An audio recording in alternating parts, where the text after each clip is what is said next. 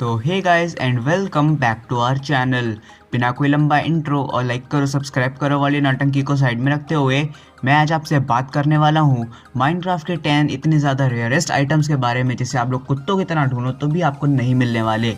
So guys without wasting any more time let's get started. तो guys number 10 पे आता है एंडर पर्ल और गाइस ये मिलता है आपको एंडर ड्रैगन को हराने के बाद। और गाइज ये आपके लिए काफ़ी ज़्यादा यूज़फुल हो सकता है क्योंकि आप इसकी मदद से कहीं पर भी टेलीपोर्ट कर सकते हो। जस्ट आपको करना क्या है कि आपको क्यू के बटन से इसको फेंकना है और जहाँ पर भी ये गिरेगा वहीं पर आप डायरेक्टली टेलीपोर्ट हो जाओगे। गाइज नंबर 9 पे मैंने जो आइटम रखा है उसका नाम है स्पॉन्ज। अब ये स्पॉन्ज मिलता है ओशियन मॉन्यूमेंट्स में, लेकिन उससे पहले मैं आपको इसका यूज़ बता देता हूँ। तो ये जहाँ पर भी आप रखोगे तो ये स्पॉन्ज जो होता है वो उस पर्टिकुलर एरिया के जितना भी वाटर होता है उसको सोख लेता है। अब अगर आपको स्पॉन्ज चाहिए तो सबसे पहले आपको कार्टोग्राफर से ट्रेडिंग करनी होगी। ट्रेडिंग करने के बाद आपको वो बहुत देर बाद एक मैप देगा और उस मैप का नाम होगा शायद ओशियन मॉन्यूमेंट मैप, कुछ इस तरीके से नाम होता है। आपको वो ढूंढना होगा, मीलों चल के जाना होगा उसके पास, और जब आप उस मॉन्यूमेंट में पहुँचोगे तो वहाँ पर आपको उस स्पॉन्ज को ढूंढना होगा। उस स्पॉन्ज को ढूंढने के बाद जब आप उसे तोड़ने जाओगे तो वहाँ पर जो गार्जियंस होते हैं यानी कि जो उस मॉन्यूमेंट उस प्लेस को प्रोटेक्ट करते हैं वो आपको कुछ ऐसा इफेक्ट दे देंगे जिससे आप कुछ माइन ही नहीं कर पाओगे। तो इसीलिए यार ये इतना ज़्यादा डिफ़िकल्ट होता है मिल पाना। गाइस नंबर 8 पे मैंने जो आइटम रखा है उसका नाम है म्यूज़िक डिस्क। माइनक्राफ्ट में टोटल 12 तरीके की यूनिक डिस्क पाई जाती हैं। 2 तरीके की जो डिस्क होती हैं वो आपको स्केलेटन स्पॉनर के पास में जो चेस्ट रखा होता है वहाँ पर आपको मिलती हैं। अब स्केलेटन स्पॉनर ढूंढना भी मुश्किल होता है, लेकिन ये म्यूज़िक डिस्क ढूंढने का सिर्फ एक तरीका नहीं है, दूसरा तरीका एक और है। स्केलेटन्स खुद म्यूज़िक डिस्क को ड्रॉप कर देते हैं, लेकिन वो सिर्फ तब ड्रॉप करते हैं जब क्रीपर उनको मार देता है। अगर क्रीपर ब्लास्ट हो जाता है और स्केलेटन मर जाता है उससे, तो फिर ही जो स्केलेटन होता है वो म्यूज़िक डिस्क ड्रॉप करता है। लेकिन ये इतना ज़्यादा रेयर इसलिए होता है क्योंकि कोई भी क्रीपर अपने दोस्त यानी कि स्केलेटन को नहीं मारेगा। गाइस नंबर 7 पे मैंने जो आइटम रखा है उसका नाम है बीकन ब्लॉक। बीकन एक बहुत ही ज़्यादा पावरफुल आइटम होता है। अब इससे होता क्या है कि आपको एक पिरामिड बनाना होगा। अब ये पिरामिड या फिर तो आप गोल्ड के ब्लॉक से बनाओ, डायमंड के ब्लॉक से बनाओ या आयरन के ब्लॉक से बनाओ।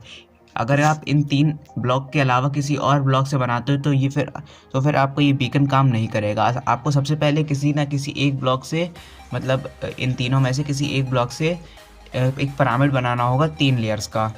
उसके बाद आपको ये उसके ऊपर बीकन ब्लॉक रखना होगा और उसके बाद जाके आपका ये बीकन ब्लॉक काम करेगा। और जैसे ही ये एक बार काम कर गया ना, उसके बाद आपको कुछ ऐसी पावर्स मिलेंगी जो शायद आपने कहीं देखी भी नहीं होंगी। गाइस नंबर 6 पे मैंने जो आइटम रखा है उसका नाम है एमरल्ड ओर। वैसे तो बोलें तो एमरल्ड रेयर नहीं होते हैं, लेकिन हम बोलें तो एमरल्ड ओर रेयर बहुत होती हैं।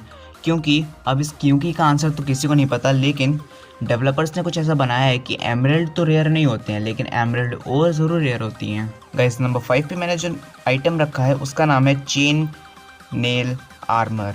अब गाइस ये उनमें से एक आइटम है जो क्रिएट नहीं हो सकता, मतलब आप लोग इसे क्राफ्टिंग टेबल पे क्रिएट नहीं कर सकते हो। और कभी कभी अगर आप लोग लकी रहे तो कोई स्केलेटन्स वगैरह या फिर तो कुछ क्रीपर्स ज़ॉम्बीज़ वगैरह इस आर्मर को पहन के आ जाते हैं और जब आप उन्हें मारते हो तो फिर वो आपको मिल जाता है, लेकिन इतनी आसानी से आपको ये नहीं मिलता है। कम से कम अगर आप लोग 200 ज़ॉम्बीज़ या फिर स्केलेटन्स को मारोगे उसके बाद जाके कोई एक ज़ॉम्बी या फिर स्केलेटन आएगा जो आपके लिए ही लेके आएगा।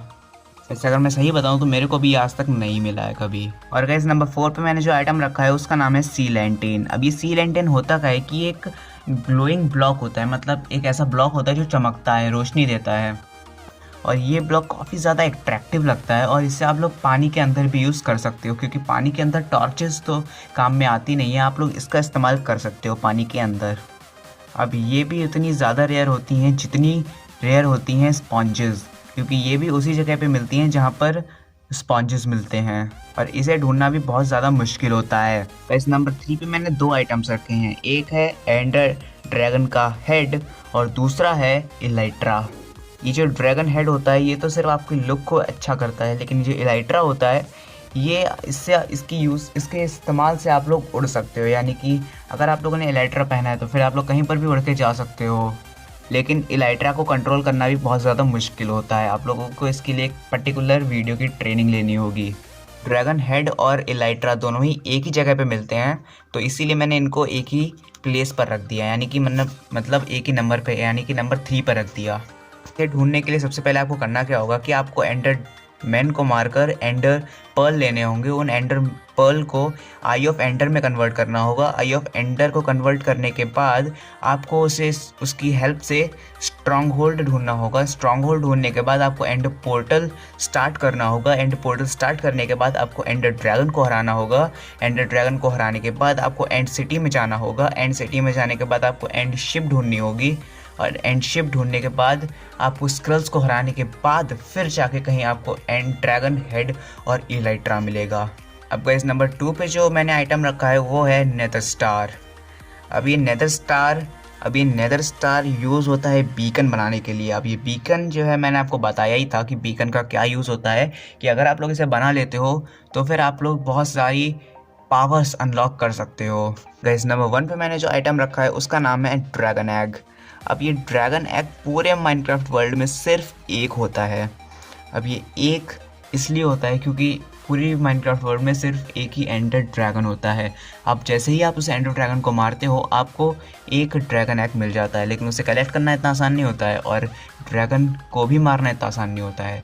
अब ड्रैगन एग को कलेक्ट करना भी इतना आसान नहीं है, क्योंकि उसके लिए आपको एक स्पेशल टेक्निक होती है, वो आपको सीखनी पड़ेगी। सो दैट्स इट गाइज, आज के लिए बस इतना ही। आई होप आपको वीडियो पसंद आई होगी। अगर तो वीडियो पसंद आई हो तो चैनल को सब्सक्राइब करके वीडियो को लाइक ज़रूर कर देना गाइज। मैं मिलता हूँ आपसे अगली वीडियो में, तब तक के लिए गुड बाय। क्योंकि अब पढ़ाई करने भी तो जाना है।